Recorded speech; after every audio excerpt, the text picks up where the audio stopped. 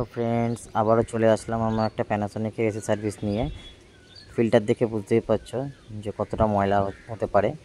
1 বছর ধরে customer service করায়নি, তো কয়েলে অতিরিক্ত ময়লা পড়েছে, তার কারণে ঠান্ডা একদমই কম হচ্ছে।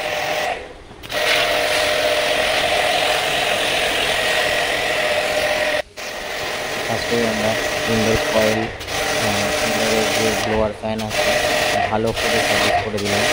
ভালো করে সার্ভিস করে দেওয়ার পর চলে গেলাম ইনডোরের যে বডির যে পার্টগুলো আছে সে পার্টগুলো ভালো করে ক্লিন করে দেওয়ার ভালো করে চেষ্টা করলাম, ভালো করে ক্লিন করে দিলাম। এরপর চলে গেলাম আউটডোরে অতিরিক্ত ময়লা পড়েছে, অতিরিক্ত, যেটা ধারণার বাইরে।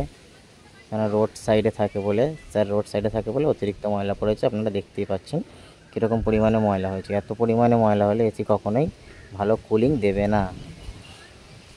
অনেকেই এসে বলে গ্যাস কম আছে, এই কম আছে, সেই কম আছে, কিন্তু প্রথমেই আগে সার্ভিস করতে হবে ভালো করে, তারপরে যদি চেক করার পর গ্যাস কম থাকে তখন গ্যাস অতি অবশ্যই দিতে হবে।